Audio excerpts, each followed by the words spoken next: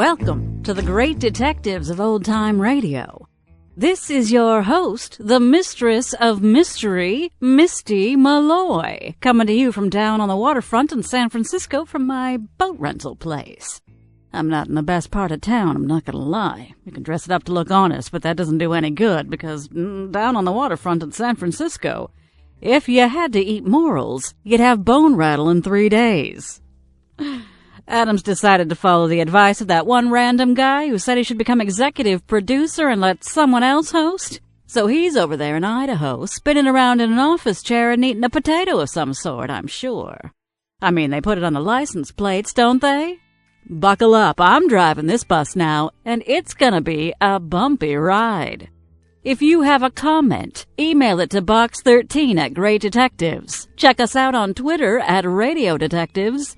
And follow us on Instagram, instagram.com/Great Detectives. Today, we're going to bring you an episode of Yours Truly, Johnny Dollar. The original air date is October 13, 1953. It's the Philip Morey matter. Enjoy!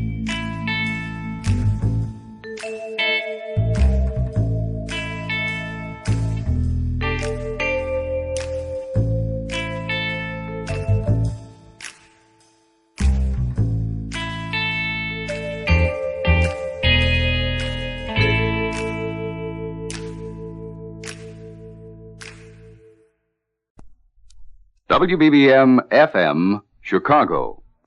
Gum, the refreshing, delicious treat that gives you chewing enjoyment, presents for your listening enjoyment, John Lund as... Johnny Dollar. Donald Maynard, Johnny. Oh, hello, Mr. Maynard. You employed? No, not a bit. Just closed out a case. Fine. Can you go to New York? Yeah, I guess so. What's it all about? Well, this company insures Morey Productions Incorporated. It's a film television company shooting in New York. The star is Philip Morey. Uh-huh. Well, production stopped last Wednesday. We were notified that Morey had suffered a breakdown and couldn't continue for a while. It's costing us plenty. They've got a pretty big company. Cast and crew are all under contract and have to get paid. Well, what do you want me to do? Well, anything you can. The doctor definitely confirms the breakdown, but he says he's sure it's due to some personal crisis. See what you can find out. See if you can't do something to snap Morey out of it. Okay. Right away, huh? As soon as I pack a bag.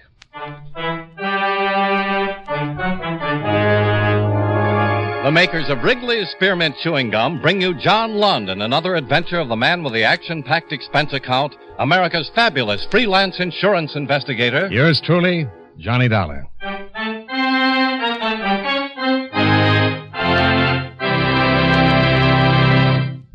Friends, the makers of Wrigley's Spearmint Chewing Gum present these weekly adventures of Johnny Dollar because they know that millions of you enjoy Johnny Dollar. That's true of Wrigley's Spearmint Chewing Gum, too. It's enjoyed by millions, day in and day out. People find that chewing on a smooth, delicious piece of Wrigley's Spearmint Gum somehow makes time pass more pleasantly.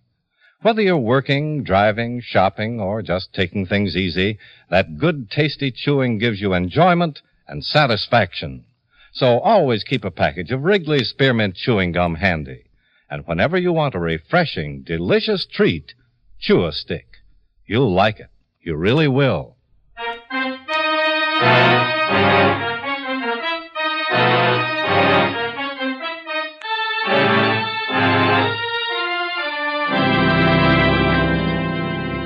Expense account submitted by Special Investigator Johnny Dollar to Home Office, National Life and Casualty Insurance Company, Hartford, Connecticut. The following is an accounting of expenditures during my investigation of the Philip Morey matter. Expense account item 1, $19.85, train fare and incidentals between Hartford and New York City. Item 2, 75 cents, cab fare to a hotel, where I registered and called the offices of the Morey Production Company. I made an appointment to see Mr. Milton Gradke, the producer. Expense account item 3, 55 cents for another cab to Gradke's well-appointed office on 45th Street. Really, Mr. Dollar, I'm just as concerned about this situation as the insurance company is. In fact, I'm probably a whole lot more concerned. A whole lot. Well, we've got a schedule to meet. We've got a sponsor and a network to account to. And if our star is sick, I just came down to see if I could help. It's a breakdown, Mr. Dollar. Who can help with a breakdown? Are you a doctor? You're a close friend, huh? Yes, very close. I can't do anything. How could you? What caused the breakdown? Such a question. What causes the breakdown? What causes breakdowns? Again, it's for a doctor to say. I'm only a producer. Well, the company doctor felt it was something of a personal nature. Something more than just overwork. Well, I know Phil is sick. He's really in a bad shape.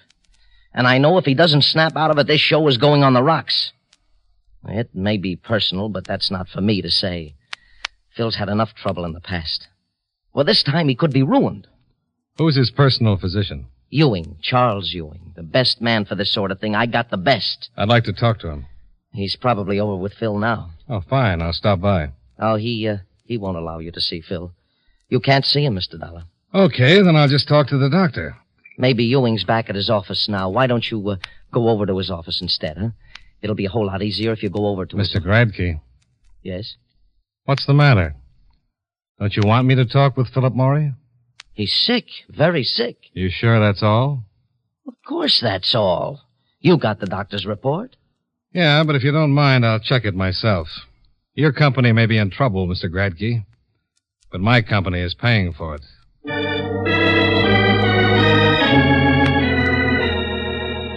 Expense account item 4, $1.25 for still another cab. Philip Morey was residing in an apartment on Park Avenue. I had trouble getting by the doorman, the receptionist at the switchboard, and the elevator operator, but I got by them. I walked down the third floor of the building and knocked on the door to Philip Morey's apartment. Yes? Dr. Ewing? No, he just left. My name is Dollar. I'd like to see Mr. Morey. I'm sorry, no one can see Mr. Morey. He's quite ill. Who are you? What business is that of yours? I'm a special agent for National Life and Casualty. I was sent here to make a report on Mr. Morey's condition. Then I suggest you talk to Dr. Ewing. Now, wait a minute. Look, I told you to... Hey, Richard. What's the beef? What's going on? Mr. Morey? Yeah? Phil, you better go on back in your room. Why? What do you want, Edward? My name is Dollar, Mr. Morey. Okay. What's it all about, huh? I told him you weren't seeing anyone. Yeah? He's from the insurance company. I don't want any. You already have it. I just came down here to see if I could help. Wait a minute. I don't want any insurance. I'm a lousy risk. Phil. No. Go on, fella. Beat it. Do you hear me? Go on. Okay. Don't get rough. You're in no condition. You think so, huh? Look, Mr. Morey, my company got a report that you'd suffered a breakdown. Yeah. Well, good for them. It looks to me more like a 90-proof breakdown, and it smells like it, too. Well, what's it to you? Plenty. My company's paying a lot of money while you're laid up. As long as it's a legitimate illness, they're obligated to keep on paying. And if I'm just drunk? I doubt if my company would think kindly of you, Mr. Morey. Well, isn't that just too bad? Mr. Dollar, he didn't start hitting the bottle until last night. Just forget the excuses. Just drop it. And you get out of here now, huh? Go on, get out. Okay.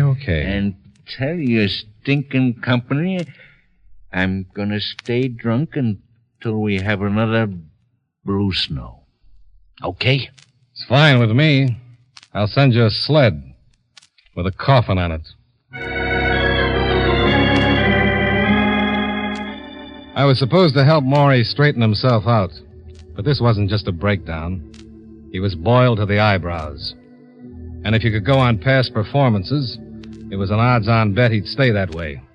Expense account item 5, $1.35 cab fare from the Park Avenue apartment to the hotel, where I went to the bar to cool off. I had a fast one and was reaching for another when I was interrupted. Mr. Dollar? Oh. I talked with Milt Gradke, and he told me you were staying here. Okay. First, let me apologize for what happened. Forget it. Can I sit down? Sure. We really didn't meet officially. I'm Richard Long. I'm the writer-director on the series.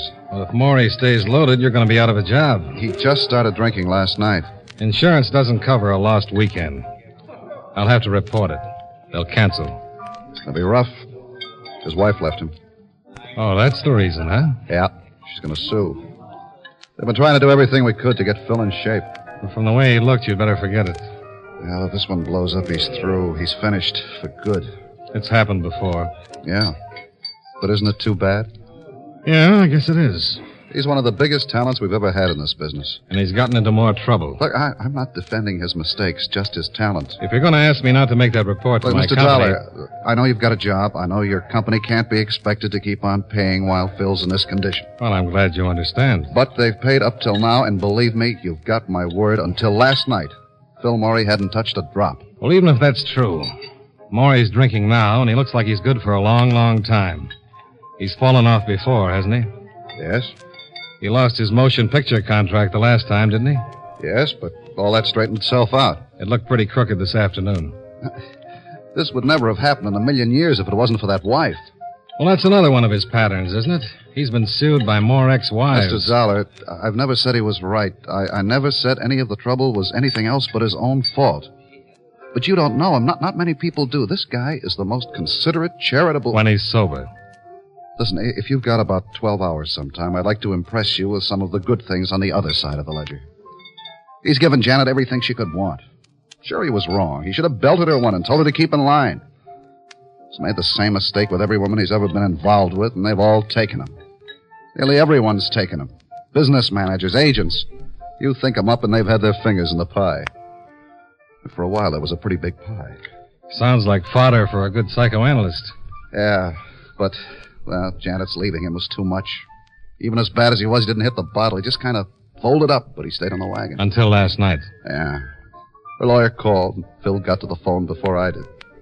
He was almost well, didn't care if he ever saw her again. The lawyer said lawsuit, and Phil headed for the bar. Well, a breakdown is one thing, but a drunk is something else. And he doesn't exactly have the cleanest record in the world. A couple of his binges turned into marathons. Well, I don't know what to do. That's why I wanted to see him.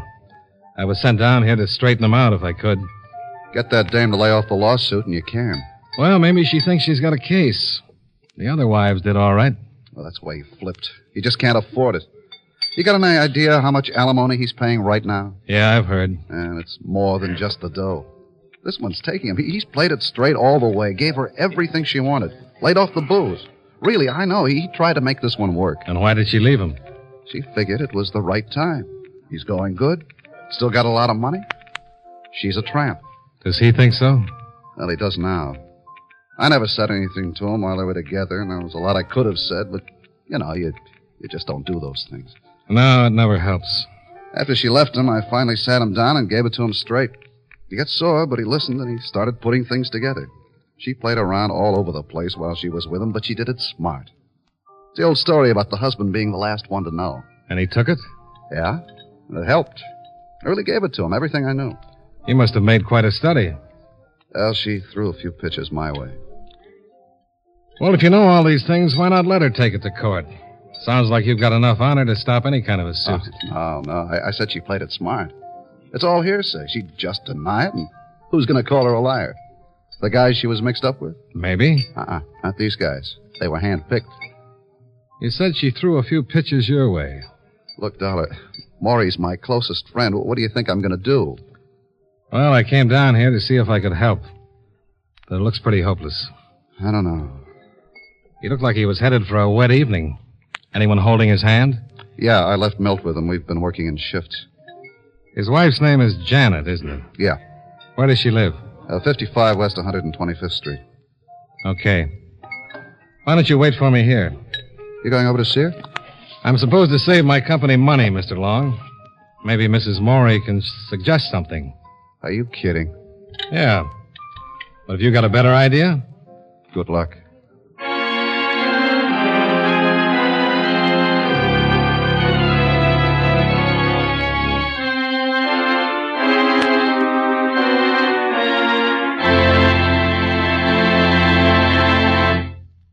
Friends, Wrigley's Spearmint Chewing Gum is a refreshing, delicious treat you can enjoy just about any time.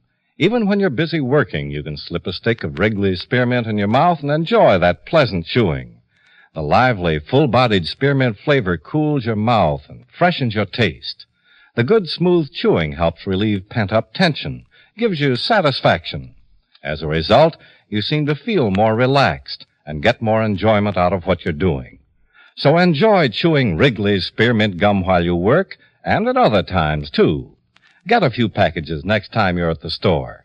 That's Wrigley's Spearmint Chewing Gum. Healthful, refreshing, delicious.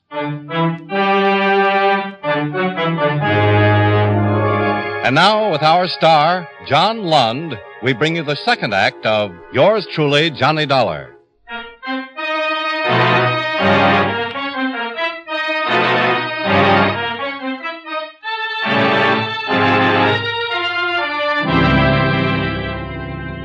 I left Long in the hotel bar and ran up expense account item 6, $1.45, for one more cab to take me to Mrs. Philip Morey's apartment building.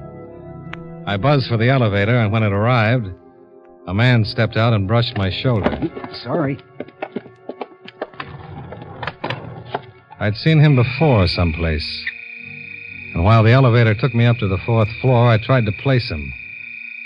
Oh, I couldn't remember. But for some reason, the man seemed to be important.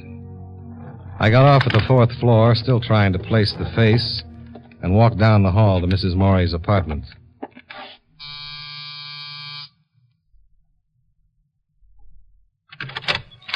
Yes. Mrs. Morey? Yes. My name is Dollar. I'm a special investigator for National Life and Casualty. Insurance? Yes. Well, I'm sorry, but My company insures your husband's television production. Oh, You mind if I come in and talk to you? no.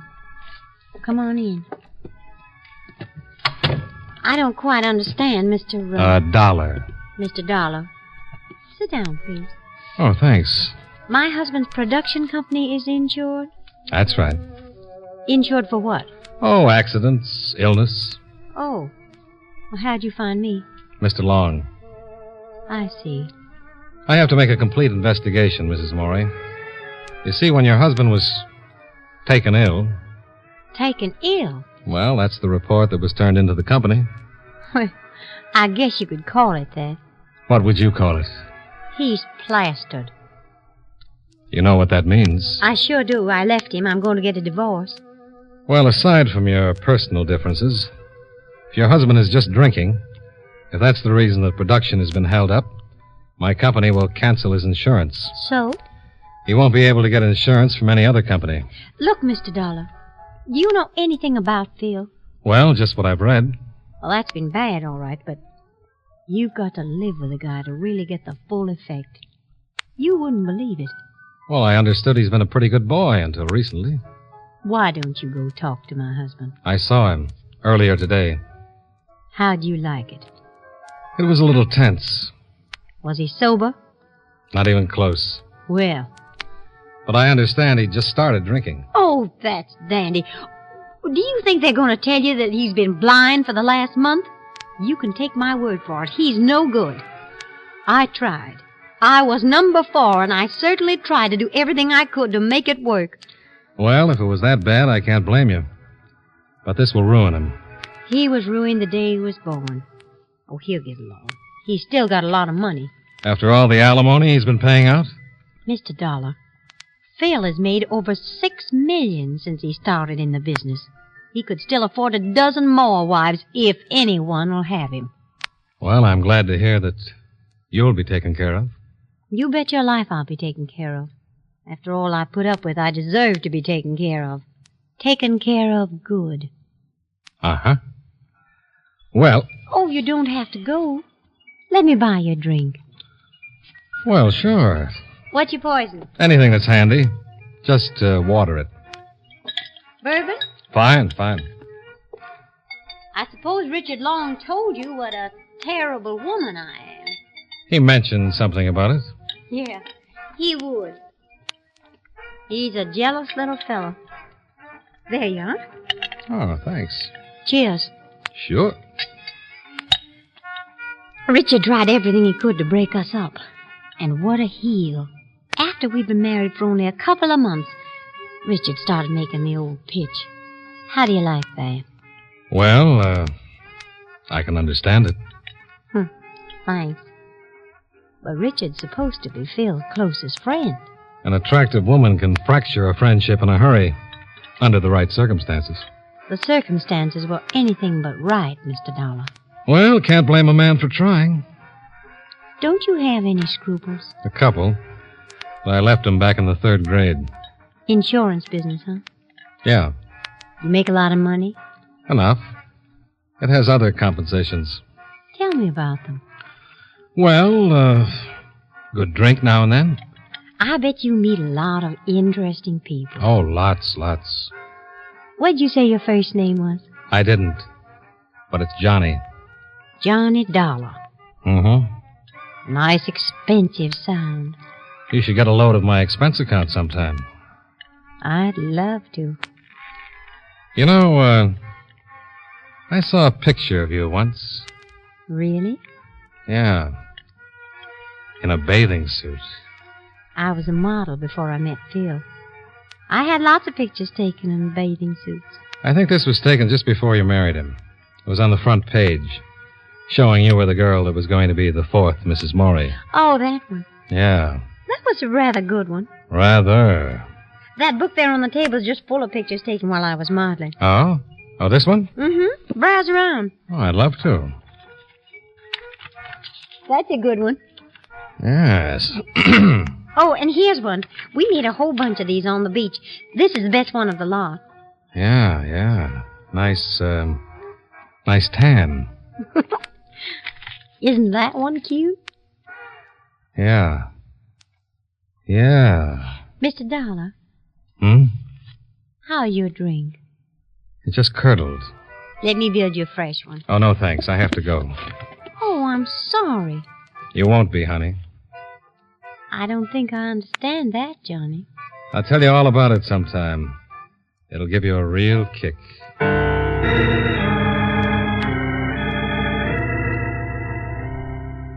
I left Mrs. Morey looking a little worried. And whether she knew it or not, she had a right to be. In one of the pictures she's shown me, I'd spotted the man I'd bumped into coming out of the elevator. And I remembered who he was. Expense account item 7, $1.45. Cab fare back to the hotel, where I told Richard Long about the man in the picture. Eugene Sweet. Ever heard of him? No. I couldn't remember until I saw that picture. There was a big case in L.A. He was convicted and sentenced. Did 3 years for forgery. I was in on the case. Sweet. No, I don't know. And there was a girl mixed up in it. Janet? No. But it was an interesting setup. Sweet introduced the girl to a wealthy old man. The girl married the wealthy old man. Now, it seems the girl would have Sweet sign her husband's name to a check, then she'd fill in the amount and cash it. Not big checks. But after about 4 years, they added up. Well, a man named Swift introduced Phil to Janet. I never did like him. He used to hang around all the time. Phil got tired of him in a hurry and gave him a bounce. What did he look like? I was tall, kind of greasy around the edges, weighed about as much as I do. Where does he live? I don't know. I've only seen him a couple of times since Phil got rid of him. Why, you think Swift might be this Sweet or whatever his name is? Well, it's a long shot, but you never know. I guess I could find out. Milt might know. Would Janet? Sure. She might. Why don't we ask her? Yeah. Why don't we just go back to her place and you have a look at that picture book? I'm with you.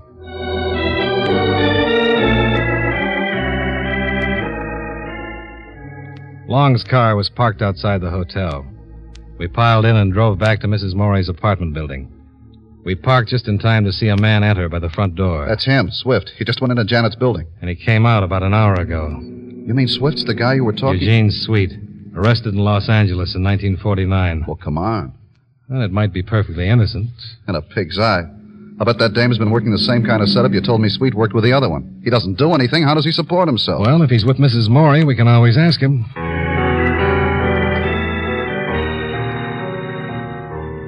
We went into the lobby and waited for the elevator to come down. Long looked happier than a kid in an acre of new cement, and there was just a chance he had a right to be. The elevator arrived, and so did Milt Gradke, the producer, who came busting into the lobby from the street. Milt? Richard, Richard, I've been calling you all over the place. What's the matter? Phil, he's loose. I couldn't keep him in the apartment. Oh, no. I tried, but he got rough. He tried calling Janet, but she hung up on him. Then he went wild. You think he's here with Janet?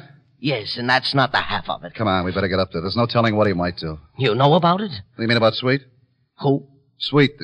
I'll tell you later. I thought you meant the gun. Gun? Yes, Phil's got a gun with him. On the way up, Long explained as much as he could to Gradke, and Gradke continued to apologize for not being able to restrain Morey. We left the elevator on the 4th floor and hurried down to Mrs. Morey's apartment. The door was ajar. Sounds like they're all in there. Well, what are we going to do? Well, if he's got a gun... He sure has. I'm going in. Get back! Get back. Get back. Crazy, do something! Put down the gun, Morey. Don't come near me. Get back. I warn you. Don't anybody get near me. I swear I'll shoot. Phil. Not even you, Dick, no. You too, Milk. Get back. This Dame thought she was going to take me. Well, she's not going to get away with it. Phil, No, please. no. I am through. Nothing's left. So I'm going to do it up brown. What do you think of this Dame, Dick? Look who comes to see you. His real name's Sweet. Eugene Sweet. Huh? What? That's right, Morey. He's done time. Yeah? Morey, put down the gun. It's a better than even bet that your wife's been pulling a fancy bit of hijacking with Sweet. Huh? That's right. Tell him about it, you little tramp. Yeah. Tell me about it. Look, Phil. I want the whole thing. How did you take me? Come on. He introduced you to Janet, didn't he? Yeah, he did. They had it all settled. She marries you, sticks around for a while, and Sweet, being a good forger, signs your name to some checks. Tell him, Janet. Yeah? Phil, look, you didn't do wrong. You did everything right, for goodness sakes. Phil, nobody's going to blame you now. Only put away that gun. Put it down, Mr. Morey. Stay back. Mr. Morey, Yeah? these two men have a lot of belief in you. They think you can straighten out in spite of everything that's happened. Now, nobody's going to blame you for anything unless you use that gun. Frankly, what happens to you doesn't make any difference to me. It doesn't make any difference to anyone. It does to these two guys. Why don't you start thinking about somebody else for a change? Let's see you prove you're worthy of their friendship. Stay away. Give me that gun. Now, come on. You're not whipped. Everybody gets in a slump now and then. Come on. Give me the gun, Mr. Morey.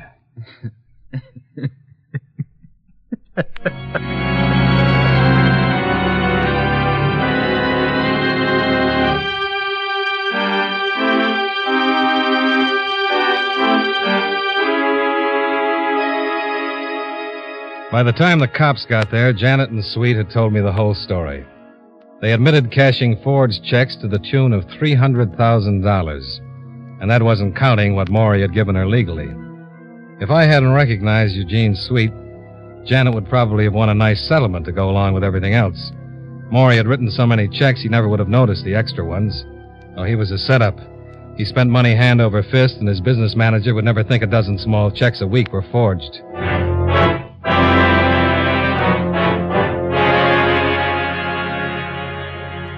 Expense account item 8, $54, hotel bill. Item 9, $18.83, train fare and incidentals back to Hartford. Expense account total, $99.38. Yours truly, Johnny Dollar.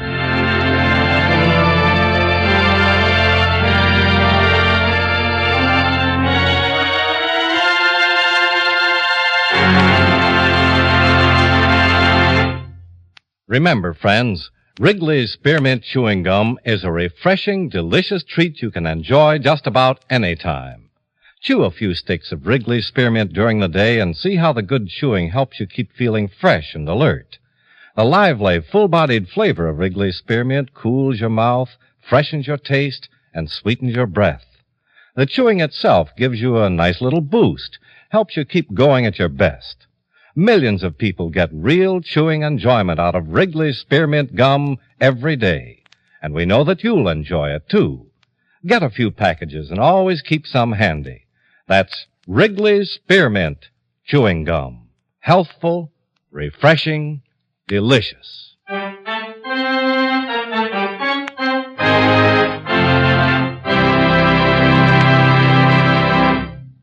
Yours truly, Johnny Dollar, brought to you by Wrigley Spearmint Chewing Gum, stars John Lund in the title role and was written by Blake Edwards with music by Eddie Dunstetter. Featured in tonight's cast were Joe Duvall, Sidney Miller, Fri Apr, Bill Johnstone, and Jeanette Nolan. Yours truly, Johnny Dollar, is produced and directed by Jaime Del Valle.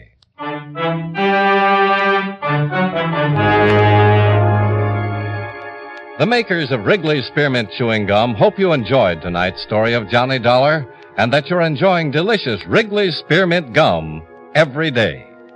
This is Charles Lyon, inviting you to join us again next week at this same time when from Hollywood, John Lund returns as... Yours truly, Johnny Dollar.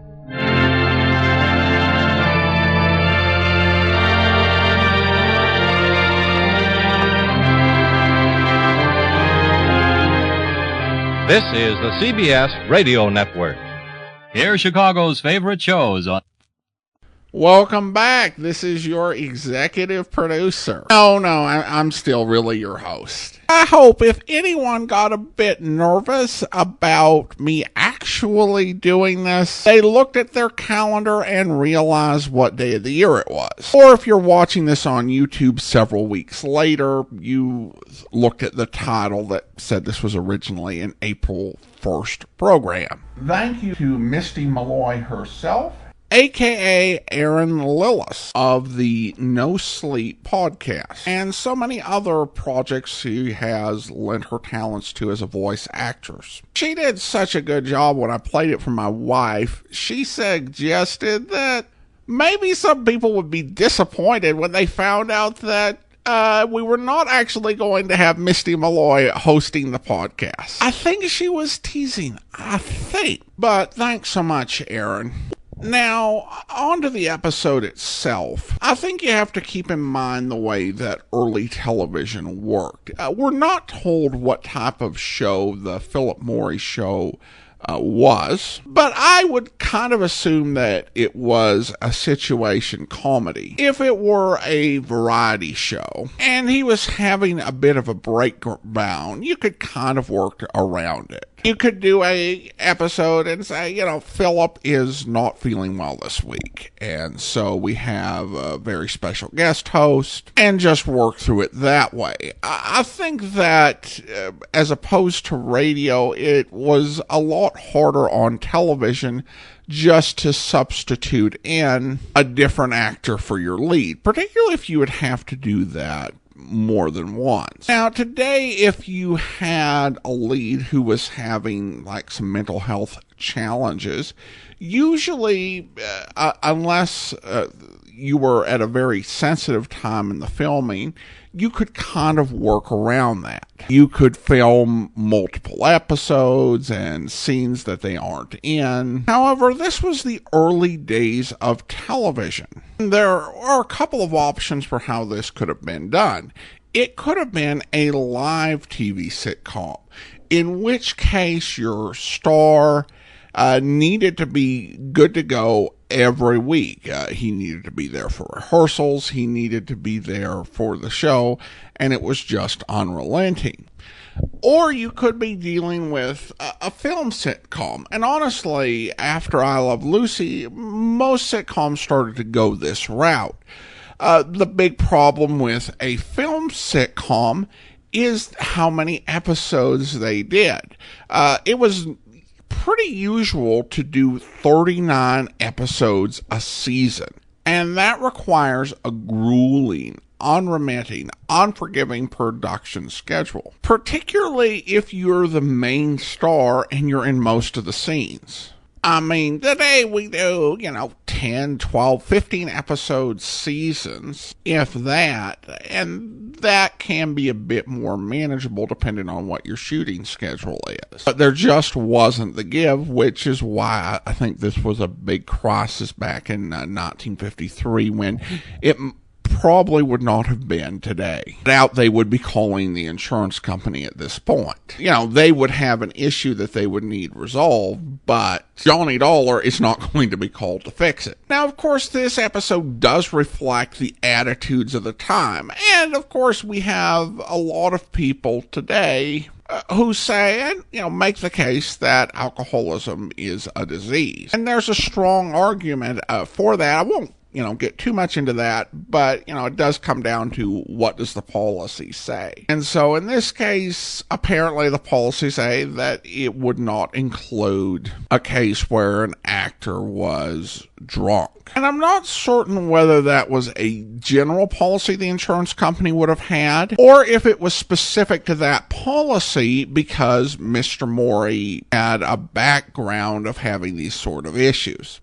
I did find it interesting, and I think there's this idea, someone even said at some point, that Morey is not really like this. Usually he's a much kinder, generous person.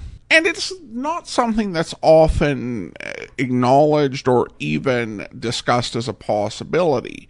The idea that the people Johnny meets, he's not seeing them, at their usual, but kind of under some serious stress. And so extreme that they are just not themselves. And that does play into how Johnny is able to talk him down in the end, because points out the fact that he has these friends who really and truly believe in him, which isn't always the case when you're a star in show business. You get those sort of hangers-on and those people who ultimately only care or act like they care about you in order to get something. And obviously that's not the case with Mr. Morey's friends. They believe in him, they care about him, and it goes beyond business. So I thought that was a good touch, although some of the advice his friends gave, and I think listeners will know the one I'm talking about, is kind of like, did you really say that? And I guess it does speak to Mr. Morey's character that he did not take that awful advice. On another note, the actor who played the producer, I actually heard him in one in 1953, yours truly, Johnny Dollar. He played an agent, so he seems to have a thing of playing agents, producers, and others who represent or are around show business people. So an interesting speciality. All right, well, now I want to go ahead and thank our Patreon supporters of the day. Thank you to Lisa and Jim. Both have been supporting the podcast since April 2016, and both at the Seamus level of $4 or more per month. Again, thank you so much for 6 years of Patreon support. Well, that will do it for today. If you are enjoying this podcast, rate and review it wherever you download your podcast from. We'll be back next Friday with another episode of yours truly, Johnny Dollar. But coming up tomorrow, join us for another adventure with Ranger Jace Pearson on Tales of the Texas Rangers, where... It's a good thing you ain't seen you take this alfalfa, or you'd lose your job for sure. After tomorrow, I can afford to lose it. Farm work ain't for men, it's for horses. Hey, come on, we rested long enough. I want to get you away from here. Okay. Hey, give me that pitchfork. I'll push those last 2 bales back and make more room on the tail of the truck. Here it is. I got to act real surprised tomorrow. What's the matter, Slim? Shh. There's something moving. I don't hear nothing. There it is again. Maybe it's Mullen. Maybe he woke up. Keep quiet, Trent. Who's out in this field? It is him. Shut up. You better answer me. I can see the outline of your truck. Slim, I got to start up and get out of here. No! You woke up. You must know I'm not in the house. So pile in the truck and come with me, quick. Hey, go to jail, lady, you fool. No. I'll slide around behind the truck. You stay here until he comes up to you. Yeah, but I don't... Don't I tell you? Who are you? Talk up fast. It's me, Mullen, Harry Trent. Harry Trent, huh? You lost, Trent? What are you doing in my field in the middle of the night with a truck full of my alfalfa? Well... Save it, Trent. Where's Slim? Where'd he run to? I didn't run any place, Mullen. You know... Don't move. There's a pitchfork you feel against your ribs. Just march back to the house. What are you gonna do to him, Slim? I'm gonna lend him my bottle of sleeping pills and see to it that he takes an overdose of them. It's nice, clean, and quiet. That idea'd be great, Slim, if I'd hold still for it. But I ain't about to hold still. Look out, Slim! Punch him, Trent! Let go of that fork, Mullen! Now, Mullen, here's something you don't have to hold still for. But you'll hold still this time. You killed him. You killed him. You shut up! Stop that and shut up! We gotta run, Slim. We gotta do nothing. Get that load out of here and sell it like we planned. Then keep your mouth shut. If you don't, I'll shut it for you. I hope you'll be with us then. In the meantime, do send your comments to box13@greatdetectives.net. Follow us on Twitter at Radio Detectives. And check us out on Instagram, instagram.com/Great Detectives. From Boise, Idaho, this is your host, Adam Graham, signing off.